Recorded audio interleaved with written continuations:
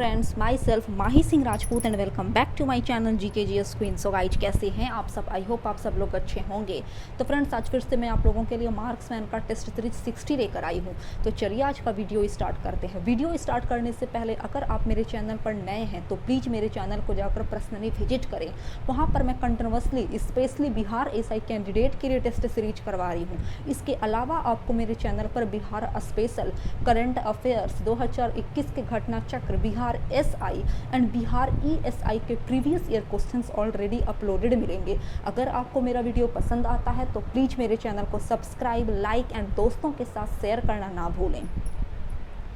आप मुझे Facebook and Instagram पर भी फॉलो कर सकते हैं, जिसका लिंक मैं आपको डिस्क्रिप्शन बॉक्स में प्रोवाइड करूंगी।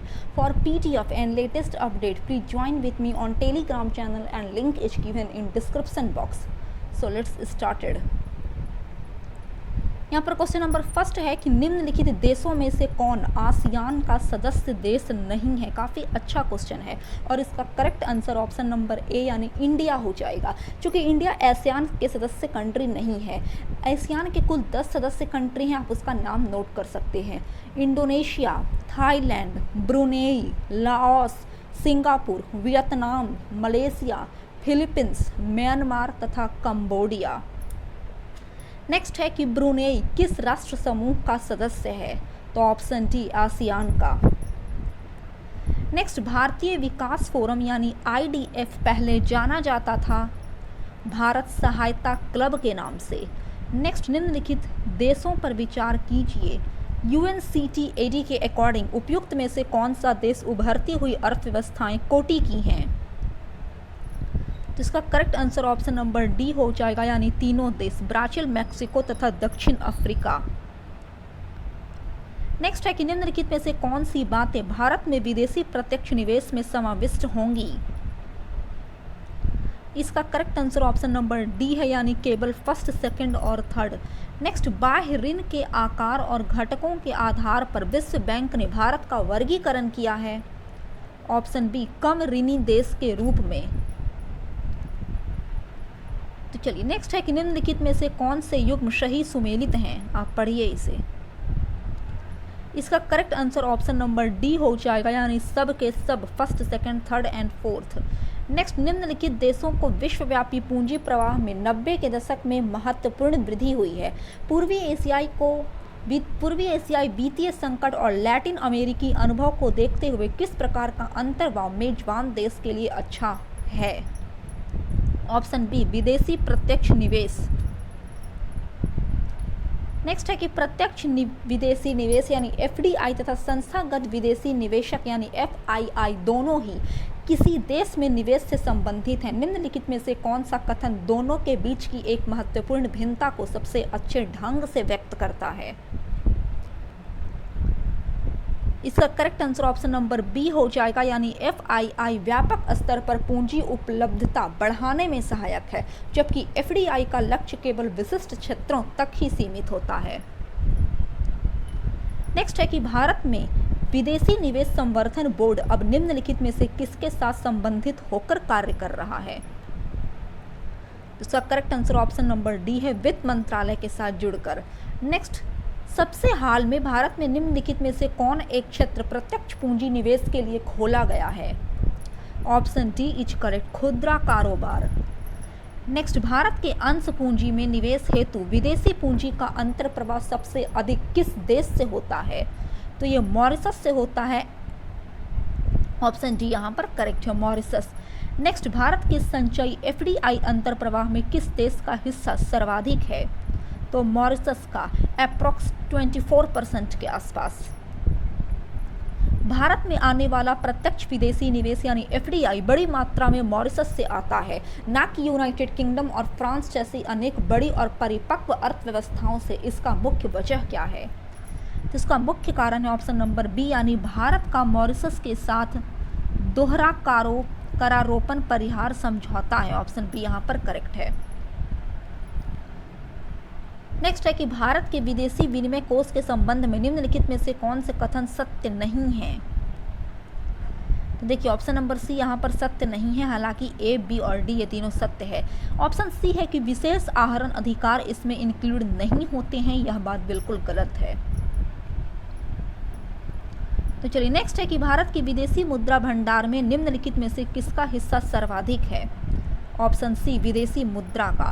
नेक्स्ट सहभागिता नोट निम्नलिखित में से किस एक से संबंधित है? विदेशी संस्थागत निवेशक से। नेक्स्ट किसी देश को ऋण जाल में फंसा हुआ कहा जा सकता है यदि उसे बकाया कर्ज पर ब्याज के भुगतान के लिए ऋण लेना पड़ता है। नेक्स्ट है कि भारत में बहुराष्ट्रीय कंपनियों को प्रोत्साहन देना, बढ़ावा देना है इन सभी नीतियों का, यानी निजीकरण नीति, वैश्वीकरण नीति तथा उदारीकरण नीतियों का। नेक्स्ट है कि निम्नलिखित में से कौन सी बातें भारत में विदेशी प्रत्यक्ष निवेश में समाविष्ट होंगी? अब पढ़िए इसे। इसका correct answer option number D है, यानी केवल फर्स्ट, सेकंड और थर्ड। नेक्स्ट है कि निम्नलिखित में से कौन सा संयोजन आर्थिक विकास से संबंधित विशिष्ट जनसांख्यिकीय संक्रमण का सही अनुक्रम दर्शा देगा? इसका correct answer option number B है, यानी फर्स्ट, थर्ड और सेकंड। नेक्स्ट है कि जनसंख्या बढ़ने का भारत में मुख्य क्या कारण है? ऑप्शन ए मृत्यु दर में काफ़ी कमी आ चुकी है भारत में, इसीलिए जनसंख्या बढ़ रहा है। नेक्स्ट है कि भारत में सर्वाधिक जनसंख्या का घनत्व संबंधित है ऑप्शन ए औद्योगिक क्षेत्रों में। नेक्स्ट बंध्याकरण के लिए जो जनसंख्या नियंत्रित करने का एक अधिक विश्वसनीय तरीका है, दंपतियों का अपनी इच्छा से ना कराने के कुछ कारण हैं। इसका correct answer option number D आप देख सकते हैं, सभी चारों कथन यहाँ पर सही हैं। नेक्स्ट भारत में प्रथम जनगणना कब प्रारंभ हुई थी? 1872 ईस्वी में। नेक्स्ट भारत में अंग्रेजों के समय प्रथम जनगणना कब हुई थी?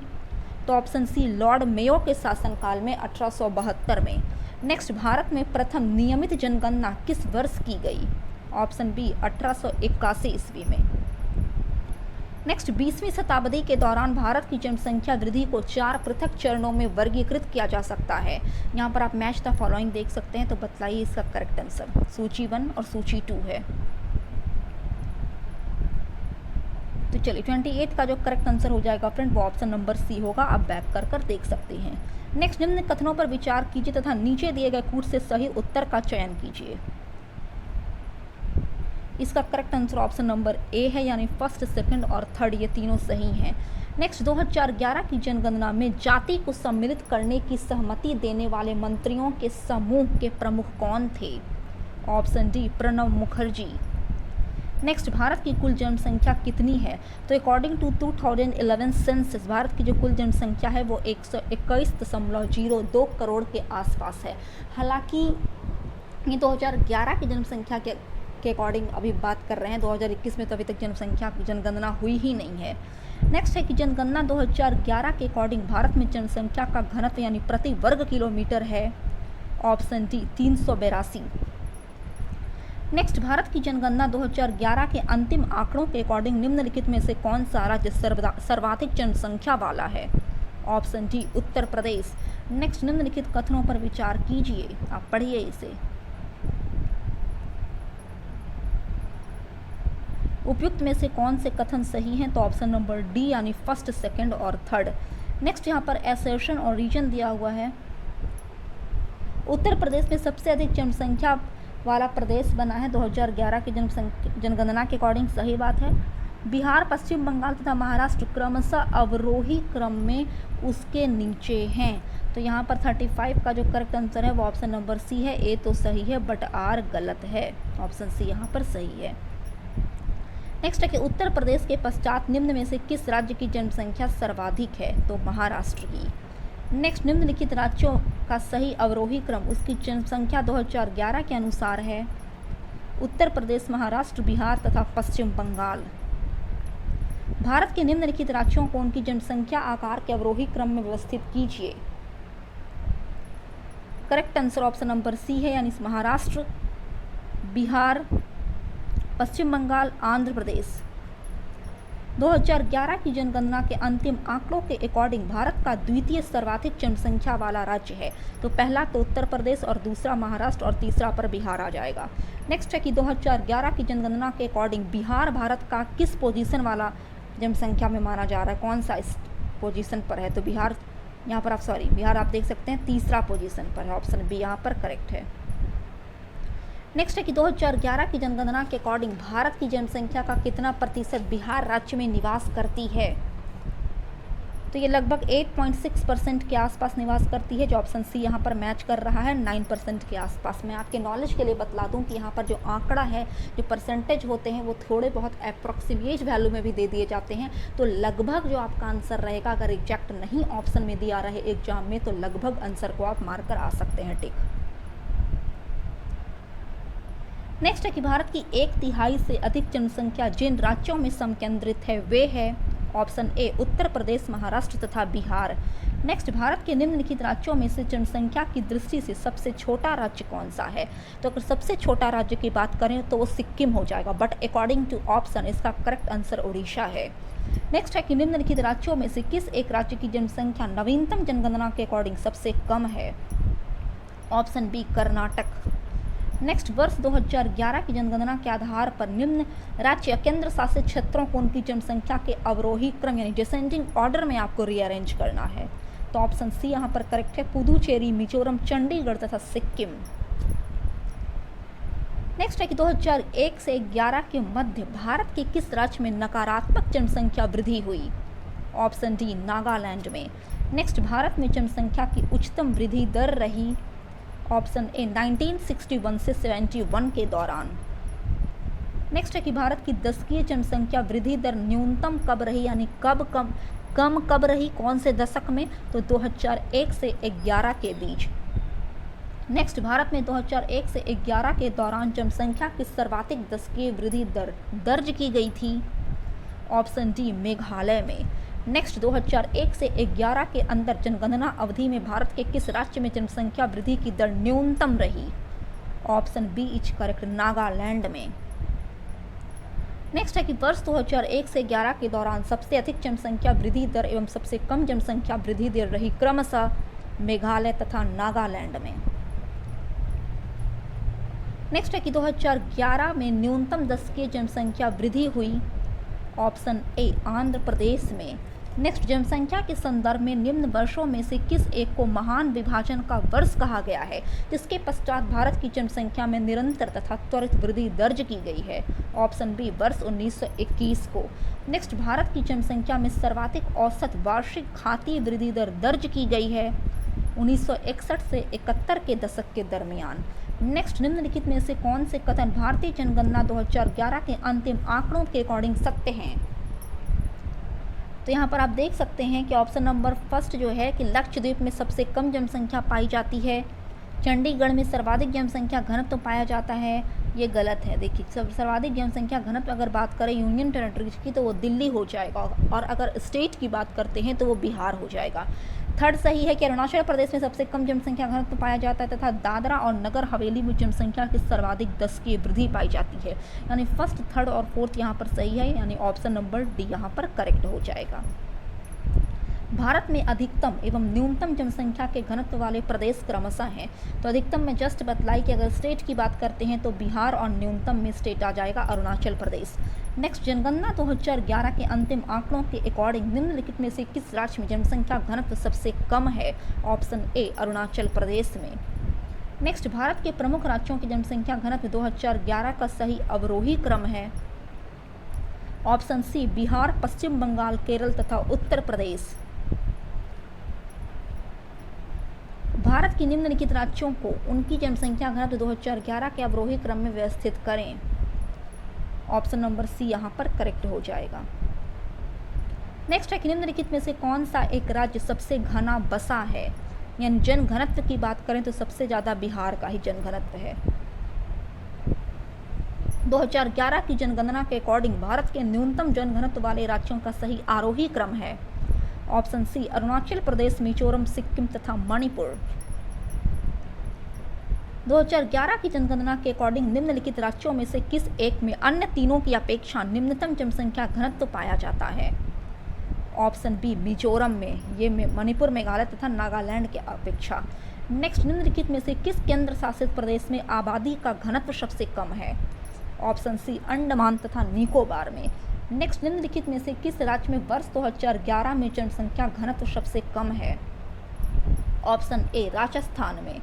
नेक्स्ट, भारत की 2011 की जनगणना के अंतरिम आंकड़ों के अकॉर्डिंग उत्तर प्रदेश के किस शहर में जनघनत्व सर्वाधिक है? तो गाजियाबाद में। नेक्स्ट, 2011 की जनगणना के अकॉर्डिंग भारत की जनसंख्या कितनी थी? Option C 121 point something crore के आसपास। नेक्स्ट, 2011 की जनगणना के अंतिम आंकड़ों के अकॉर्डिंग भारत में लिटरेसी रेट यानी साक्षरता दर कितना है? तो ये 73% है, बट यहाँ पर 73% कहीं पर भी ऑप्शन में नहीं है, तो इसका जो लगभग ऑप्शन है वो हम लोग लगा सकते हैं, यानी ऑप्शन बी। नेक्स्ट है कि 2011 जनगणना के अंतिम आंकड़ों के अकॉर्डिंग 2001 से 11 की अवधि में भारत में जनसंख्या की दशकीय वृद्धि दर कितनी रही? तो इसका correct answer option number C हो जाएगा 17.64%। नेक्स्ट, 2011 की जनगणना के अकॉर्डिंग भारत में लिटरेसी दर कितना रहा? तो ऑप्शन सी 73.0%। नेक्स्ट है कि पूर्ण साक्षर प्रदेश का दावा किसने किया? ऑप्शन बी केरल ने। नेक्स्ट, केरल राज्य के बाहर प्रथम पूर्ण साक्षर जनपद है? ऑप्शन डी वर्धमान, जो पश्चिम बंगाल का है। नेक्स्ट है कि उत्तर प्रदेश में वह जनपद जिसकी साक्षरता प्रतिशत सर्वाधिक है? ऑप्शन सी गौतम बुद्ध नगर। नेक्स्ट, जनगणना 2011 के अकॉर्डिंग उत्तर प्रदेश के सर्वाधिक साक्षरता दर वाले 4 जिलों का सही अवरोही क्रम बतलाना है। इसका correct answer option number D हो जाएगा गौतम बुद्ध नगर, कानपुर नगर, औरैया तथा इटावा। जनगणना 2011 के अनुसार साक्षरता दर में उत्तर प्रदेश का क्रम राज्यों या केंद्र शासित प्रदेशों में किस पोजीशन पर है? तो 29th पोजीशन पर। नेक्स्ट, 2011 की जनगणना के अकॉर्डिंग उत्तर प्रदेश का सर्वाधिक साक्षर जिला है? Option A Gautam Buddha Nagar. Next, 2011 की जनगणना के अकॉर्डिंग निम्नलिखित में से उत्तर प्रदेश के किस जिले में सबसे कम महिला साक्षरता है? ऑप्शन बी श्रावस्ती में। नेक्स्ट, जनगणना 2011 के अकॉर्डिंग उत्तर प्रदेश के संबंध में निम्नलिखित में से कौन से कथन सही हैं?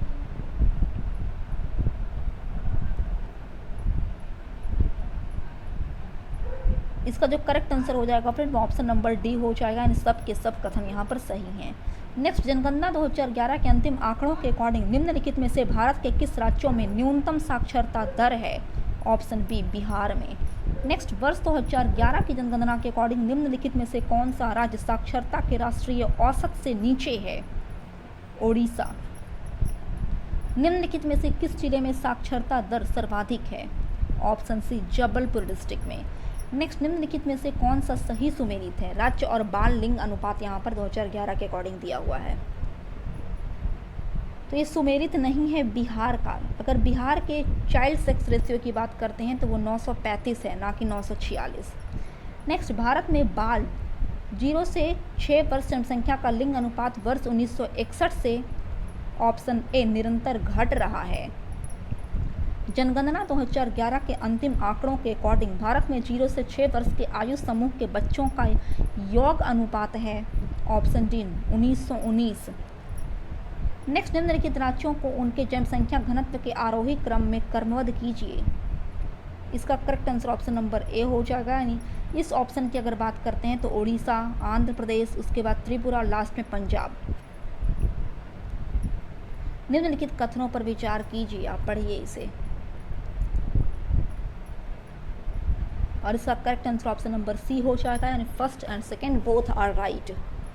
नेक्स्ट, भारत की गिनती जनांकीय लाभांश वाले देश के रूप में की जाती है। ऐसा इसलिए है क्योंकि यहाँ 15 से 64 वर्ष आयु की जनसंख्या अधिक है। नेक्स्ट है कि जब जनसंख्या विशेषज्ञ 2016 के आसपास भारत को मिलने वाली संभावित जनसांख्यिकीय बोनस की बात करते हैं तो उनका आशय निम्न में से किस तथ्य से है?